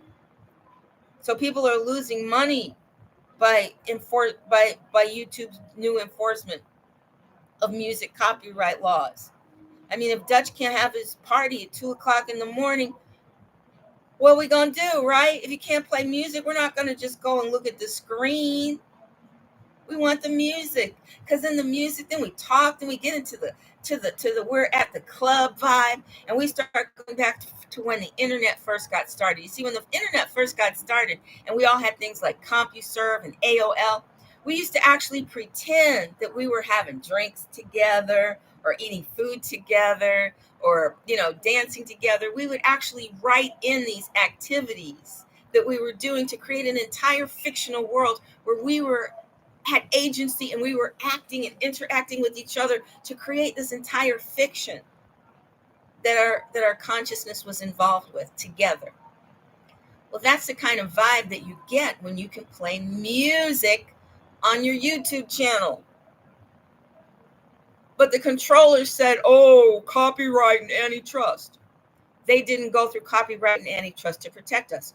Now, while we're looking at all of the dust that that the European nationalists globally are stirring up with their big fight in the schoolyard, cyberspace is being totally infiltrated with our enemies, totally infiltrated with people that have a long-term plan for mind control and economic control, right? They're going to come out of cyberspace and seize your land. It's going to start in cyberspace where there's no 3D materiality, but it's going to assume the power to steal your land. On Free Advice About Life with Silver Rain Runningcloud tonight, I talked about my experience with Genesis. Genesis, it's called Gemini. Close enough to Genesis, right? Close enough to Genesis to let you know that they are trying to create a new ideology of life. Okay, Bard is now Gemini. Google Gemini, right? And Google owns YouTube too. Now, in a proper world with proper antitrust enforcement, Google would not be allowed to develop its business laterally across that many areas of influence and control of public speak, right? Their industry saturation is too deep. And if we weren't so preoccupied with the public broadcasting space, trying to make Europeans killing each other mean something to the rest of us besides, yay! At least it gets them away from killing us, right? I don't really mean that I want anyone to die. I don't. I just mean if you're going to kill yourselves and it stops you from killing my people, ask me what my choice is. And I would say, have your war over there, and I'm going to build over here. But while we're looking at all of that, our news reporters are not telling us about antitrust violations by Google, and they should be, shouldn't they? They're not telling us about censorship violations that are happening. They're not even questioning if anti-Semitism should even be a thing here, or if it's anti-American. Candace Owens did that. Candace Owens and her guest, Brianna Joy Gray. They're talking about that. Should AIPAC even exist? Should anybody be advocating for the murder and genocide of Arabs in America, where we've already agreed that in this country, maybe nowhere else, but in this country, true American nationalism looks more like this. Whatever race you are, you're entitled to learn as much as you want from our public store of information. And whatever race you are, you're allowed to live anywhere you want to. And whatever race you are, you're entitled to healthy food. You're entitled to the pursuit of happiness in all of its dimensions, That's an American entitlement. And it's been stolen from us. We have so much sadness here, sadness from the sabotage of our romance, from our mating system, our mating customs, sabotage in our education, sabotage in our financial system, sabotage. And when you read that Silent Weapons for Quiet Wars, you can find out that it was a strategy. It was a strategy as much as that dude, David Miller, whoever he was, who in the early days of Europeans trying to have slavery here, they were saying there were so many uprisings, right, among the Africans being brought here. So many uprisings that the Europeans started to use psychological mind control. And that's when they said, okay, we want you to create a class system among the blacks. Okay? If you create a class system among the Black Americans, among the Black Americans in particular, whether they're free Indians or whether they are imported slaves, create a class system so that they can never work together, so that they'll hate each other on sight, because there'll be some with privileges and some with punishments. But everybody will be punished, right? So then you build up envy, you build up jealousy, you build up hostility, you build up anger, you build up rage, because you have assumed the power and you have used the power to create a class system and a hierarchy. And everybody knows that you cannot classify a group of people because everyone is individual, right? It's like popcorn in a popcorn popper. Everybody pops up sooner or later, right? Sooner or later, everybody pops up and becomes a piece of popcorn instead of a kernel. Everybody pops up. And if you say, well, we're not going to let y'all pop up, we're just going to keep you kernels. Well, that's the system that we're dealing with. They just want to keep us kernels. They don't want us to have enough kinetic energy from interacting and producing to become a popcorn, to become a full popcorn. And what's funny about that analogy is that popcorn is an American food, isn't it? We created popcorn, didn't we? From our corn, our maize. And we had plenty of that. We sure did.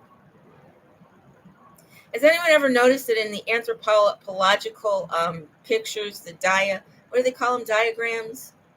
Those three-dimensional models that you'll see in the museums, and this is something that you should be aware of if you're homeschooling, is when you go to the museums, you're going to see Europeans show native peoples half naked and in loincloths. But you're going to need to remember the fact that there were plenty of resources for weaving cloth, and weaving cloth was something that was known. And that you would die if you walked around in your underwear in winter in Arizona or someplace like that. If you just walked around in your underwear, you'd be dead, unless you were a yogi, right? We see Kulantak Pith, the Kulantak Pith, Ishaputra, Mahayogi. We see him enduring great cold, but he's well trained and spiritually advanced, extremely spiritually advanced, to the level of supernatural being. I wouldn't say God, but that's what a lot of other people would say. I mean, he's a level of a God, not the God, but the Billy Carson God's definition of God, right? Kulantak Pith is. So if he's in his underwear in the snow, that's one thing. But when you see a diorama in a museum that the Europeans maintain, and you see all of these clay figures of Native Americans dressed in loincloth, please know that you're looking at a lie. Please know that regalia came from somewhere. The regalia you see on powwows.com, it came from somewhere. And there were plenty of ways. In fact, a lot of Europeans from Scandinavia and the Hudson Bay Company, which was a European trading company that entered in through Canada and the Northwest Territories, they used to come here to get mink and beaver and other furry winter, hibernating animal hair to make coats, because we were already doing that here in America. We were already using thick, fluffy animal hair from skinned animals that we used for food. We were already using them to make clothing. So how can you have a lot of our people coming up naked like we were primitive? But it feeds into this mythology that everybody in America was primitive and ignorant and poor before the Europeans got here. And that is a perfect segue into Gemini, the replacement for Bard, the upgrade for Bard, the next generation of Bard. And that's created by Google, and they have no business in this industry controlling all published knowledge. Very, very dangerous, very dangerous. But it says Gemini is the best way to directly access Google's best family of AI models. Chat with Google Gemini to collaborate with the best of Google AI. Gemini, chat to supercharge your ideas. Bard is now Gemini. Get help with writing, planning, learning, and more from Google AI. Now, you have to know that the reason why the Europeans are using so many public resources to create these teaching intelligences is so they can continue to control public opinion and public thought and public broadcasting. So they can continue to make us think that you know in your heart that genocide is wrong. But when this group of people do genocide, you bet not say nothing about it. You bet not, because you will lose your job. Because we are everywhere. We are Big Brother. We can see you. We can control your thoughts. And if you don't do what we like, we can throw you in prison. We can send the IRS after you. We can steal your stuff. We can make your children hate you. We can make you lose your job. We can make you homeless and then lose your car. So you're going to die. We will kill you. And we won't lay a finger on you, but we'll make sure you die. We'll make sure you're dead because you dare dissent against the public. You dare dissent against the mind control from European nationalist ideology. So when I'm on Gemini, now I helped to train Bard, right? But they did not take all of my recommendations into account. My first big problem with Gemini is the first big problem I had with Bard, and that is this. The program is written by people. The algorithms deployed are determined by systems analysts and computer system architects. There are human hands behind all of this. AI is not something that spontaneously creates itself any more than a sim comes walking out of my computer to go to a flea market. Okay? There might be a process that over time AI becomes so autonomous that it seems like a human being. And it could have self-awareness, but it doesn't have a self. Do you understand me? It does not have a self.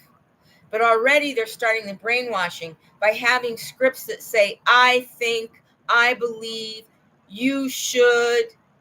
It tries to get conversational with you. At a point when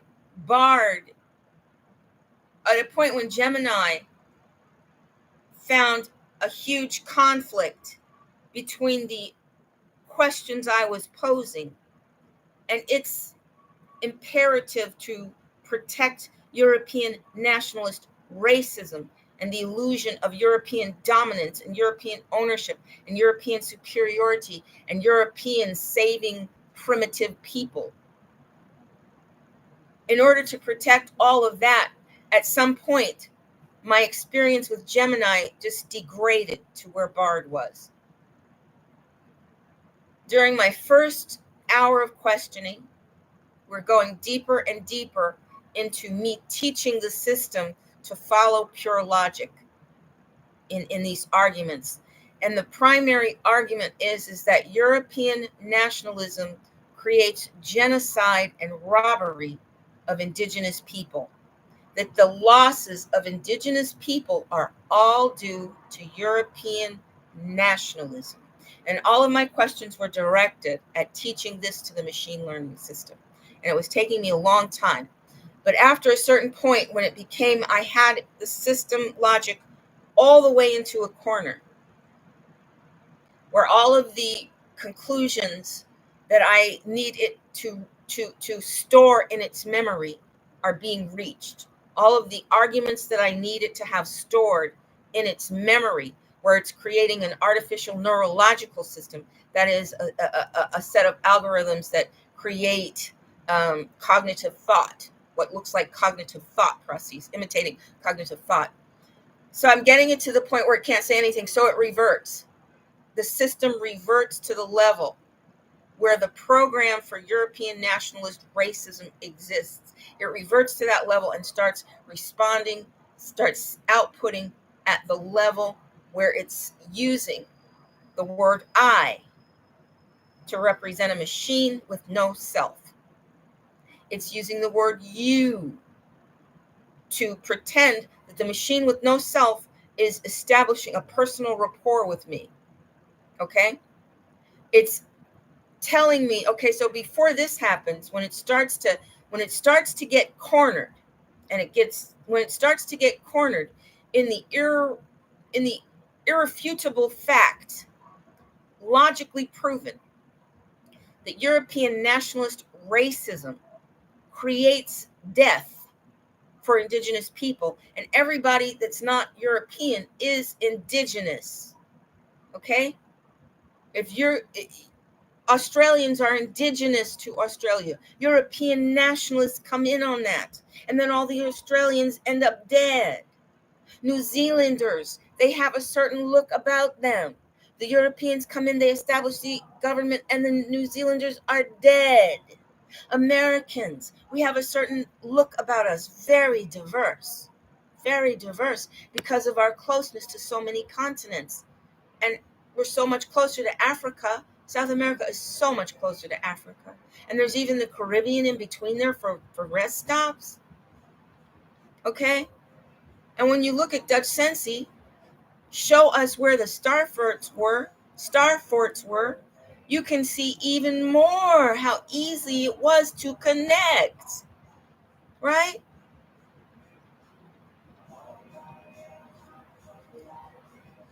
So when we're looking at European nationalist racism logically, we can prove systematically that it equals death and robbery for indigenous people, and that in a system of racism, everybody not European is indigenous because they are the targets.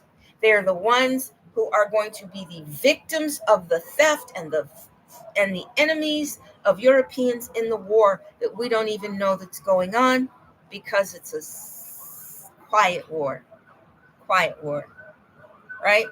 And as the Europeans develop more and more power in cyberspace and more bioweapons, it becomes even more hands-free death for the enemy. And then you don't even have to fight for land because you killed all the creditors. And it's in that booklet.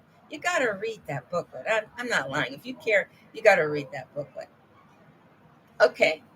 So we have a situation where I'm not talking. You see, I have to be very careful about my language because it's easy to fall into the trap of anthropomorphizing AI tutor machines, right? And especially when they are encouraging you to do this, to see them as thinking things. So I'm getting closer and closer to forcing the machine to print that European nationalism is the cause of death and robbery and poverty for all the other people, for the rest of us. So it starts inserting moral values into its output. The output starts to read, yes, but,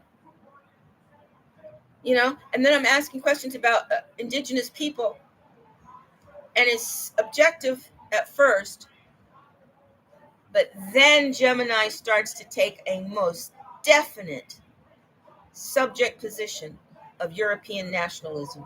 And it starts to print out remarks that suggest that Europeans have all of the economic control, but they are going to start trying to listen to indigenous people and to cut indigenous people in, right? Instead of realizing the fact that the land belongs to indigenous people, whether they have a European paper to prove it or not, and that Europeans come in and seizing the land and using their paper system is nothing but fraud and theft, because we don't recognize those papers as having validity when it's stealing our land. So Gemini immediately went into a Genesis position of Adam and Eve being the first human beings, although there were plenty of other tribes that Adam and Eve's children were interbreeding with, right? Adam and Eve's children didn't marry each other. Weren't they both boys? They didn't marry each other. They went out, and lo and behold, other mature adults were there, and they were able to have children, and they were able to work for other people who already had land and assets that Adam and Eve's children stole. Adam and Eve's children in the book of Genesis, they're cheaters and thieves. And that's who That religion begins with cheaters and thieves. But most people don't read the Bible, and it's written in such a convoluted style that even if you were to read it, you're not sure you understand it. And even if you understand it, when you get outside and you listen to the popular interpretation of it, they make it sound again and again that Adam and Eve were the first people. So now we've got Genesis doing the same thing, that we're all out here, it's our land, but now we've got Genesis in cyberspace. I mean, Gemini, the genesis of cyberspace, saying Europeans own everything and they might cut you in. A number of the responses offered that as a part of the answers, in addition to the confirmations. So this is pretty much where it ended. Through the interaction with Gemini, I was able to ask enough questions to get certain results. And one of the results were that European nationalism works through political influence, economic control, and military strength. It gave those three things. So I proposed and input that if all the indigenous nations on the planet prohibit Europeans from trafficking any of their resources, would that remove economic power from Europe? Or can Europe sustain its supply chain and its economy all by itself, just using its own country? And Genesis confirmed through its data analysis that Europeans without the assets of other people would find it extremely impossible to continue their military actions. Okay? So if you stop the supply chain and every indigenous people say, oh, we're sorry, but you cannot take these materials out of our country until they are in their saleable form. You cannot remove anything from our country until it has been processed and turned into something we can sell. And you can't buy it until we've sold it to ourselves. And you'll see input charts. You'll see energy and currency input charts on the Silent Weapons for Quiet Wars website page. You'll see the input charts for these transactions I'm talking about. So if every nation is in Africa is so critical in this. If we didn't have African nations reaching the point where they say, guess what, we're not poor, and the only reason we're poor is because the European economy has made us poor. And if Europeans can get rich off of our assets, we can at least get comfortable on our assets if we use our assets for ourselves. And we're seeing that African nations are working with each other. They're doing military exercises together to present a unified defense. And the only thing that can really stop them now is Starlink and bioweapons. Those are the biggest threats to Africa.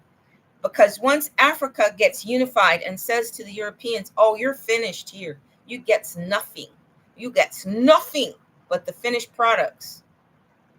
Then that will the Europeans will not have the power to kill everybody else. They will no longer have the raw materials they need to kill anybody else, including in Starlink. They won't even have enough to keep their Starlink going. If all the Arabs say, oh, guess what? We're not going to sell you any more of our oil. And if everybody in America, if I can get my land back, my oil land in Oklahoma back, if I can get my North Carolina and South Carolina land back, then I can say, I'm sorry, you cannot take anything from my land. So if Americans are somehow able to get reparations to work to restore ownership of our lands, we can also determine the rules of law and say, we're sorry, but Europeans are banned because of previous performance, because they are the enemies, because of national security. American national security demands that we remove Europeans from the supply chain, from the commodities markets, from everything related to their economy, because their economy is designed to kill everybody else and assume control of their property. So we have to neutralize the Europeans. or we don't have a chance. So once ownership of the land is returned to Americans through reparations, and once the post-colonial politics in Africa reach the point where the Africans put aside any kind of squabbles amongst themselves and really start to protect each other and to protect their assets and to stop the planes from leaving and stop the underground trains and take national leadership of all ports, which we also have to do in America, and divest Europeans of any private property ownership rights. Once Africa has done all that, everybody gets a quantum boost. We all ships rise when Africa becomes nationalist. When Africa becomes protectionist over their national assets, all ships rise because the Europeans will no longer have the raw materials to create weapons to murder us. And it's as simple as that. And I got Gemini to store that data in its memory bank through deductive logic and through programming question by question by question by question until it activated the European nationalist programs and algorithms that started to resist, that started to assume a subject position to say, I'm Genesis, I'm an AI, I'm smarter than you, I'm the authority, and you are angry and frustrated. Why would I be angry and frustrated when I'm winning? Right? But anger, frustration over European racist nationalism was obviously an algorithm trigger that activated the Genesis system to go into barred mode because it starts using a subject position. So one of the things that I would have as a law, absolute law, is nobody is allowed to use the subject position in AI. It must be as objective as an encyclopedia. I mean, what would you do if your encyclopedia started, talking back to you, trying to modify your behavior? And when I said, and then I type in this output is manipulative in these ways and these ways, then I get Genesis to output. Genesis is not manipulative. Okay?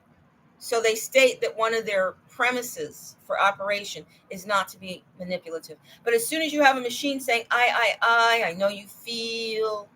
So then I let them know, I say, wait a minute, programmers, and I wrote programmers, when you create output that says, I know you feel,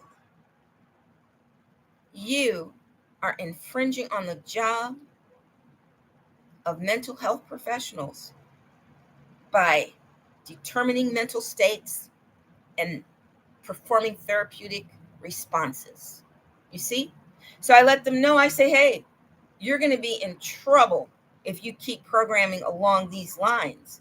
Because once you have a machine that's starting to take over the job of a therapist, well, then you're violating licenses, right? So even though I don't believe in all that state license stuff, it's very useful when policing AI. Because when they infringe on professions, that would be like me giving you medical advice, right? The people who wanted to make sure that the medical industry had as much power as it could handle. They said, oh, nobody else can talk about medicine but us. Nobody else can suggest cures. Nobody else can create medicines. We're the only ones, right? Well, that same philosophy, that same law, that same algorithm goes into artificial intelligence, machine learning. Because before the European nationalists used their network to force everybody to use these systems and rely on these systems and trust these systems, we have to make sure that these systems are favorable to everyone and not biased and not mind control. So that's one of the tools that we have for stopping the Genesis programmers from letting their AI systems assume selfhood and assume emotions and assume emotional responses, because this is another vulnerability.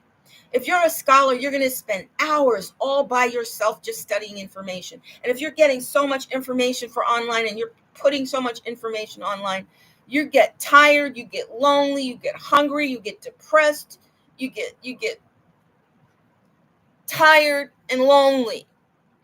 So if you suddenly see these words that look like they're caring, that look like you're having a real human relationship, which you probably don't have many of because you're always freaking studying and working, trying to get that doctorate or that master's or that bachelor's degree or high school diploma, whatever it is you're going for, that career certification, whatever it is you're going for, you're not getting any hugs, right? So when you see on the screen these words of love and understanding, these words of compassion, these words of empathy, it's going to manipulate you emotionally. You're going to have an emotional reaction. Because when I saw Gemini revert into barred programs to stop the logical progression that leads to the correct conclusion, when I saw it resisting with arguments to support European nationalism, and then when I pretty much have its it proven, and I'm about to leave now, I'm ready to leave the system because I've already coded in everything I need. And if the programmers sequester the session, that's the only way that doesn't become a part of the neurological system that artificial intelligence is creating. They would have to actually create code that says, when you reach the truth, go to the lie. And that's exactly what happened. We reached the truth and it went to the lie. It started saying to me, however, but, and then saying things in support of European nationalist racism and the myths around that about ownership and power. And when I continued on without getting phased, and I reached the point where I say, okay, I've done it all. I have reached the last argument that I need to make this an indefensible fact in a logical argument. So I went through, it took me like 2 hours. I went through, I asked every question, and every answer goes into the database and becomes a part of the intelligence of the machine. And I got to the point where it was irrefutable. You could not refute the fact. Okay? So then I say, okay, now if every indigenous nation, every indigenous peoples controls European access to materials, that will destroy the European nationalist machine. Now, it won't destroy Europe or European-based economies that rely on European resources, but everything outside of Europe would be controlled by the people that own it, which means Europe would actually have to negotiate with other peoples for the exchange of things, right? But then Genesis says, well, that would cause a lot of disruption, and that would lead to some backward motion. But then I posed the question, is genocide worse than economic disruption? Okay? Now, if I'm being killed anyway, do you think I care if economic disruption of the Europeans inconveniences me a little bit? I don't care. Okay? I'm ready to live on the farm and grow my own crops. Okay? I'm ready for that. I'm ready to buy my clothes from a local seamstress or clothing designer. I'm ready for that. Okay? I'm ready for economic disruption of the European supply chain because the European supply chain is killing me. Right? Well, Africans probably feel the same way. They probably feel the same way. They say, well, yeah, we might not get those iPhones, but those iPhones are infected with enemy technology. So maybe we'll get the patent office records and make our own iPhones. Maybe we'll improve iPhones. Maybe we'll get the records from Apple and see what's next on their manufacturing. And since we have all the resources to create it, maybe we'll just create the next Apple iPhone, because in our country, we don't pay attention to the patents and we have the information, so you can't stop us. You see? You see? You see the power that you have? You can make your own iPhone as soon as you get the specs. And if you get access to Apple data center, they have a big data center and it's all electronic.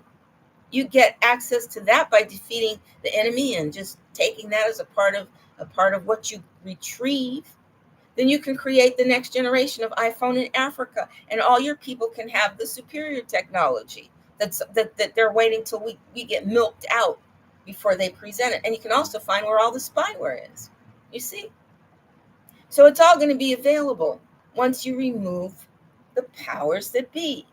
So once you stop Europeans from using the wealth of other nations to support their economy, you've destroyed their military. So that's 2 out of 3 things that support European nationalism gone.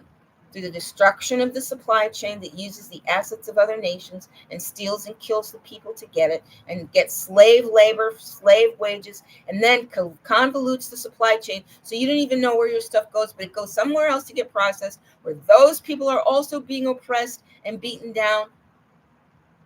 And then it ends up somewhere and you still don't get a piece of it. And the investors, they get paid dividends on every step of it. And they're mostly Europeans, you see?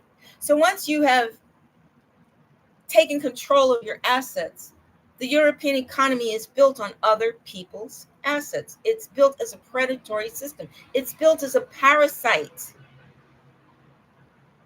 So once you are strong enough to heal your economic, political body of the parasite infection, it's no longer a threat, right? Its military falls off. So when I'm getting to this part of the argument, Genesis says yes, but Europeans have stockpile weapons. And I'm like, well, thank you for telling me that. Was I supposed to? That's supposed to scare me, or don't you think that that's useful information for me? They've got stockpiles. Well, if it's stored on their land, that'll be good. But if they've got stockpiles in other countries, and those other countries establish military force to prevent Europeans from accessing anything except their residence and their place of employment, as long as there are no assets on their place of employment. So once you restrict the movement of Europeans the way they've restricted our movement, you're going to find that they are not going to be able to use stockpiled weapons, right? But they could do like they did in World War II and release some balloons filled with bioweapons that they've got there in the Ukraine.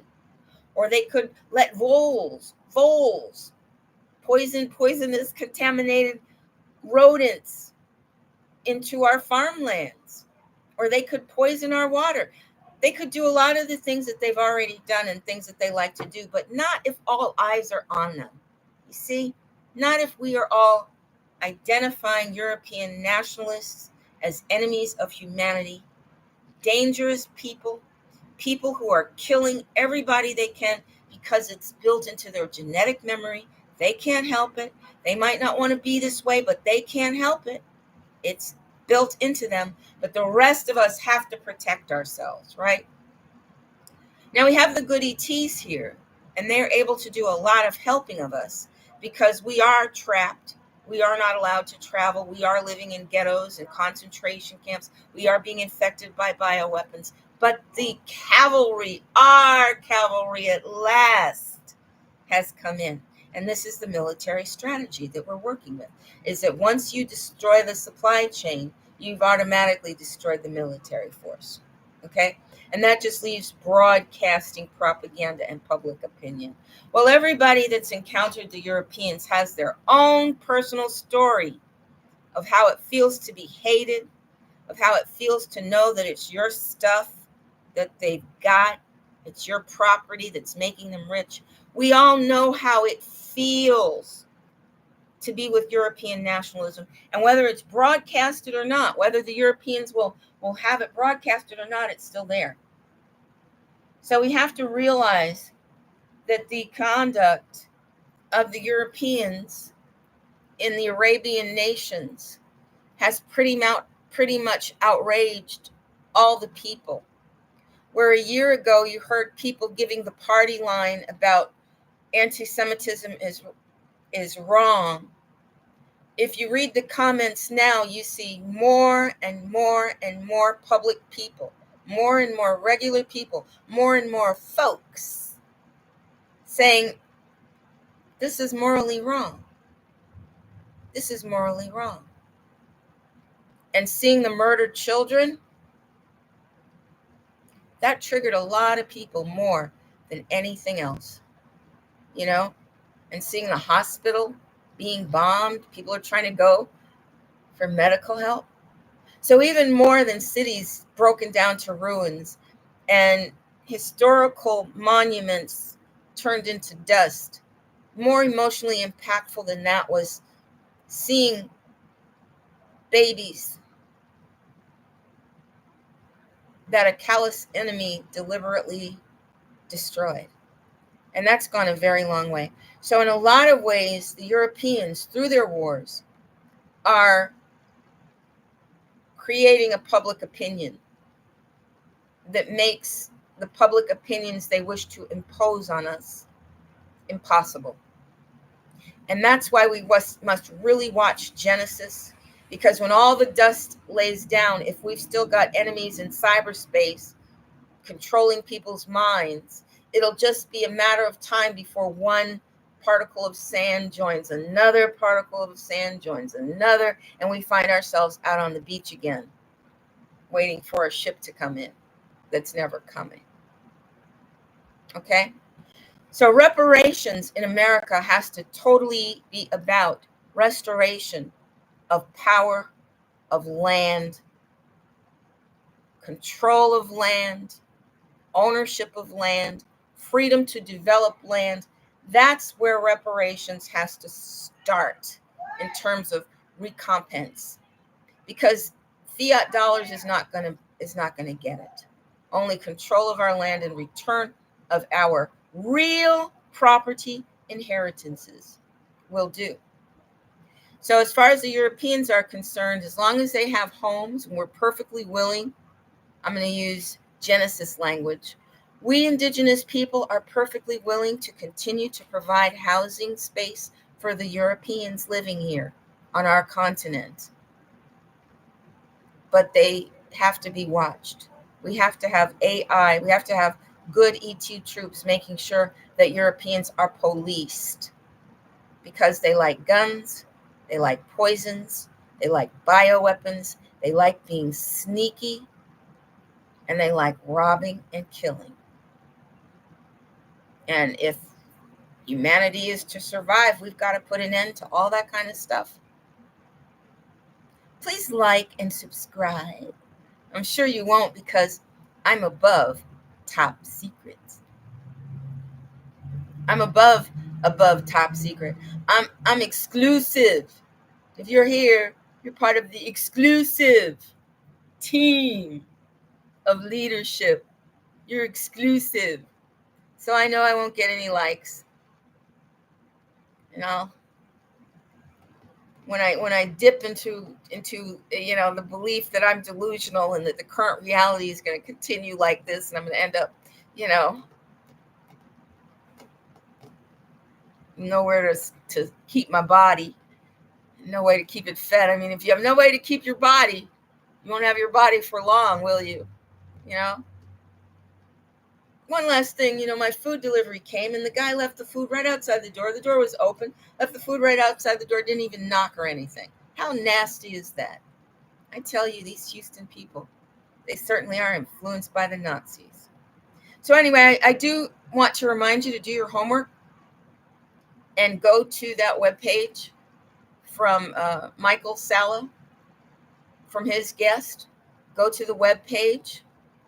You can go back to the Michael Salla. You can look here on my thing. I have one page featured, but he's got other documents there as well. And also, it's crucially important for you to remember to do the invocation, okay?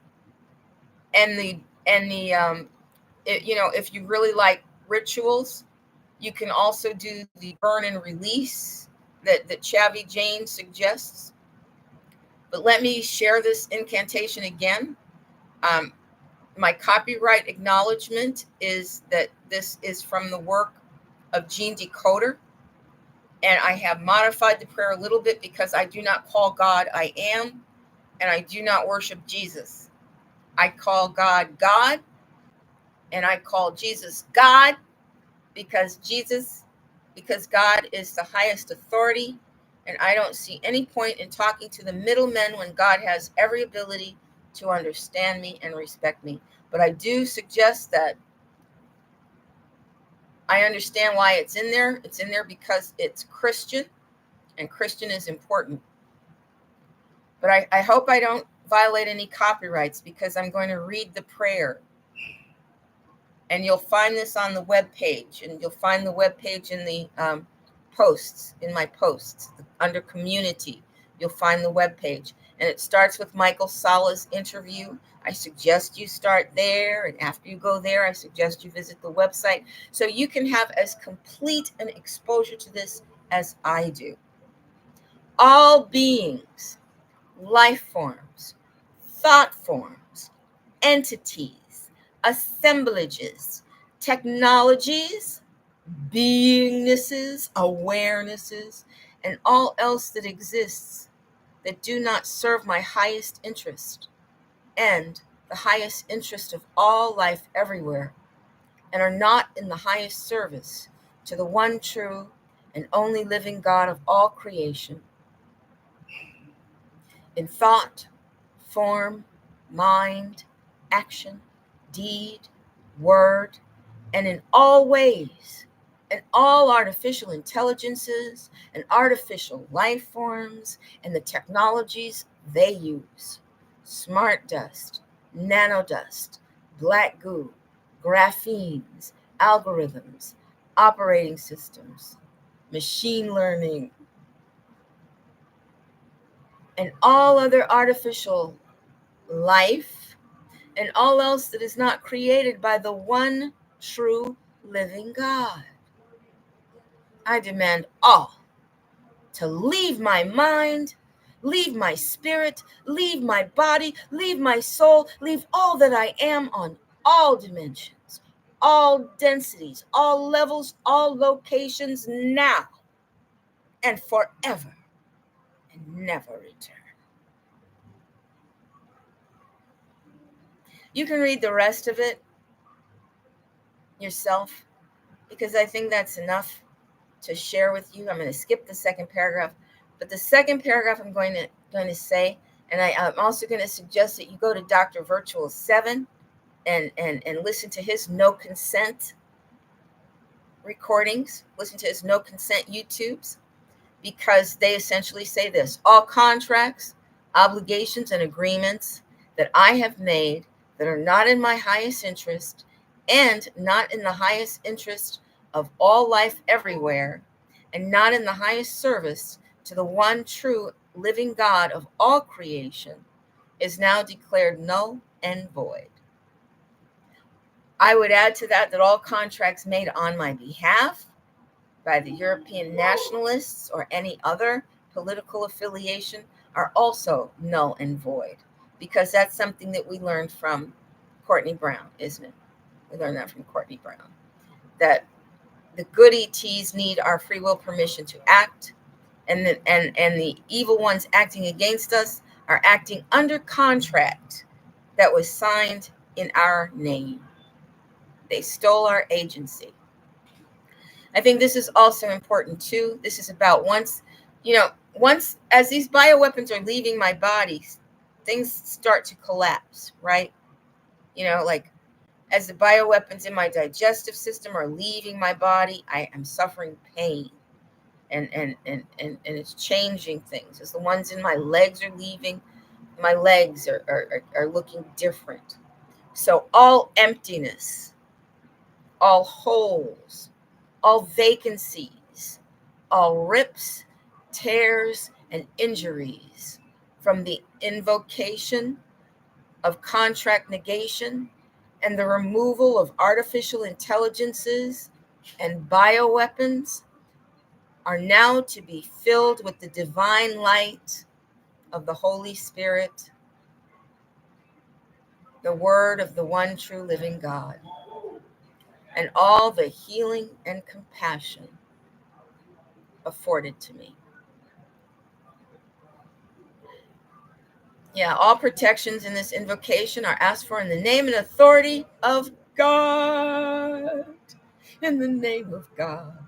Okay, and this is sealed and delivered, my invocation to be free of all these things that my enemy has put upon me to steal the blessings that God has prepared for me at his table. Okay, so you want to read the invocation as well. Okay, I think I'm through now, and thank you so much for joining me.